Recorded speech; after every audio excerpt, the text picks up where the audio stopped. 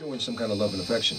I would love and I would challenge any NFL and NBA player, cats who start off making $1-2 million a year, to go back into their neighborhoods and do something large in their own communities. I think the kids would love that overall. And it will bring so much empowerment and wisdom to them, and something for them to aspire to be as well. It's not enough of us doing it. It's not enough, man. You know, when Oprah Winfrey did that Legends Ball, where she brought the classic old school and the young school and put them together and then acknowledged them and paid homage to them. But what she did was she brought generations together, because all of the young ones like Alicia Keys and like Mary J. Blige, who are aspiring to get to the levels of a Patti LaBelle or Gladys Knight. That's you know, cats who have been in the business for a long time. You walk in the same path. So why not create the relationship, the dialogue? Because we all go through different challenges. I mean, we go through different challenges, but the same path sometimes in life. So why not learn from those who have walked in the steps that you want to walk? That's right.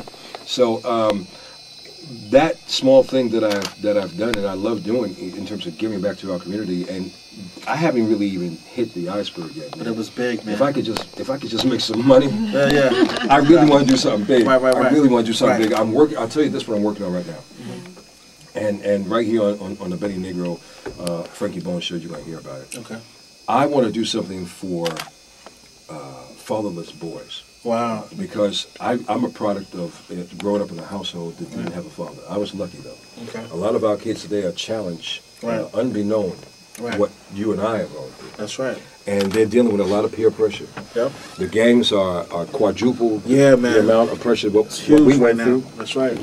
So what I would love to do is do something called Help a Little Brother campaign. Wow. And it's an initiative. It's for young boys between the ages of 7 and 15 years old to get around positive role models like you, like me, and a whole bunch of others. And we have a fun-filled day. Right. But that's not the highlight of the day. Okay. We're going to bring them out. They're going to play, and we're going to play with them.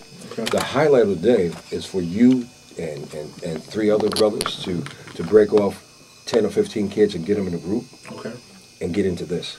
Into their brain. Because that's what our kids are missing. That's right. That's kids just want to be talked to, man. Right. That's right. And we're missing that line of communication. Kids just want to be hugged. They want to hug. That's all they want. Yeah, man. That's why they resort to these gangs. Yeah, that's because the gangs give them that attention in a bad way, but they give them that attention and that hug that they're looking for. Well, why can't we, as positive brothers who are trying to do something with our lives, share that with these younger brothers and let them know and let them see that, you know what, there's a better way. Yep.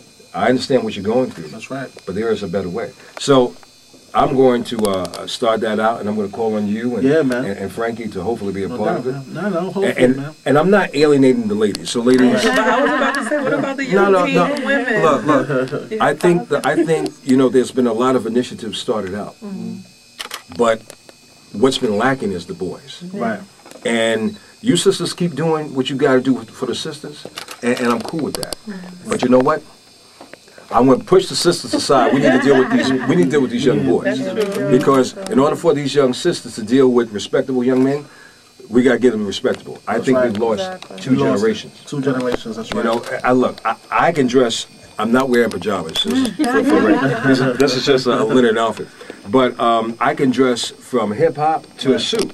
Right. A lot of kids just dress one way. You know what I'm saying? And diversity is key in life, man. So because you got to be able to mesh in. You got to.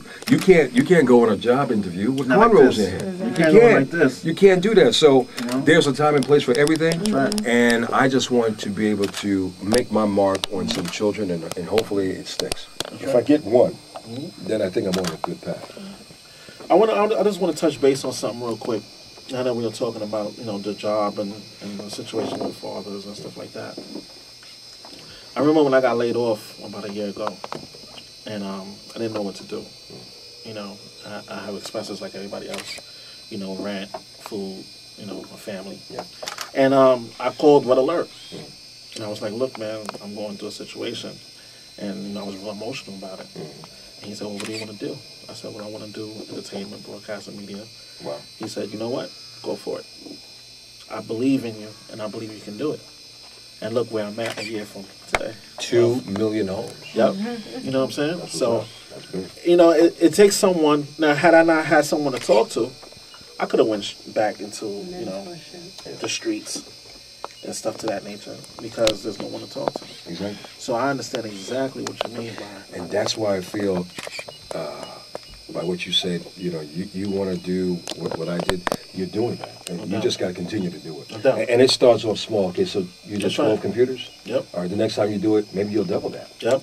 You may not. You may want to do 100. Right. But if you can double it, yep, that's still a good. That's still a good look. That's still a great look. Yep. I mean, you know what? You're empowering our next generation. That's right. And you're focusing their attention to something that they need to be focused on, other than the books. Right. They need to be focused on empowering and bettering themselves. That's right. You know, we need to kind of take their minds off of the street. Right. And any negativity that may exist in the street. I mean, look, you're a part of the street. Look, I grew up in the hood, man. I'm a project boy. I'm out of Eastern New York and Brooklyn. I'm out of Bed-Stuy. I'm out of Canarsie, Bushwick. So I had my challenges. I got ripped off when I was a kid. I got beat up. You know what I'm saying? I mean, you know, I can't say I was thugging, but I got beat up. I was threatened, you know, if you don't drink this 40, I'm going to bust it upside your head. I knew how to run. That's right. That's what I'm talking to you today. I knew how to run. But, you know, it became cool. You know, a lot of kids don't feel that, you know, if I do right, I ain't cool. Right. And, you know, you can do right and still be cool. Yep. I'm a classic example. You're a classic example of that. So, you know, it's all about just empowerment, man. And I'm supposed to do this. That's right. Because just like Red Alert took out a moment to tell you and encourage you. That's right. Many people have done that for me as well. That's real. And that's why I got that second win. That's right. It's like, you know what? Let me sit down and think this out again. And go That's ahead and try to do it again. Yep. And then you'll find somebody else saying, hey, yo, man, I'll do this. Yep. Well, I'll help you out. Come over here. It just takes one person to do this. That's right. To bring me to the next step. That's if right. we continue to take those gradual steps, we can't go wrong. Yep. Another thing, and I know Tracy is gonna. That's my camera guy. I know he's gonna laugh when I say this. On our way back from the cookout, we're at a red light, and I look to my right.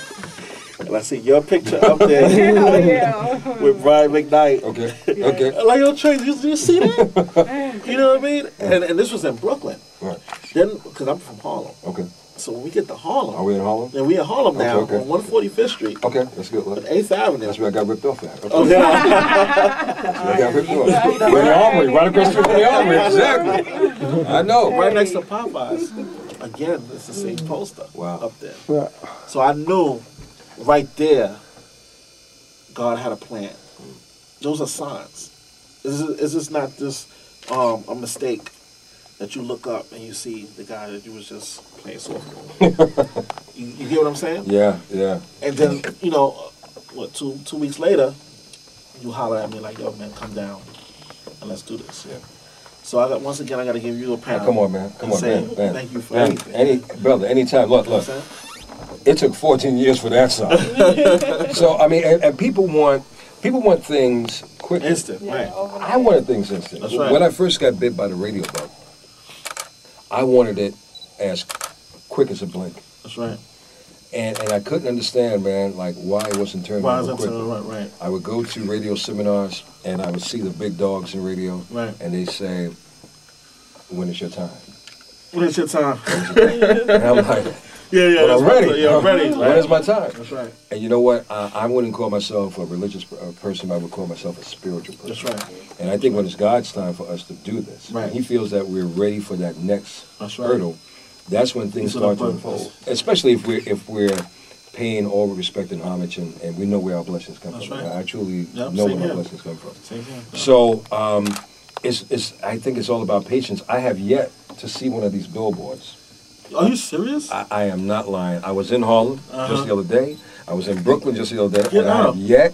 Everyone tells me to see it. I can take it. Look, I got it on. If you go to lennygreen.com, right. and you see the listing of radio stations that Brian and I are on. Right. We had I had them send it to me via email. Right. So I've seen it on computer. I've seen how it looks.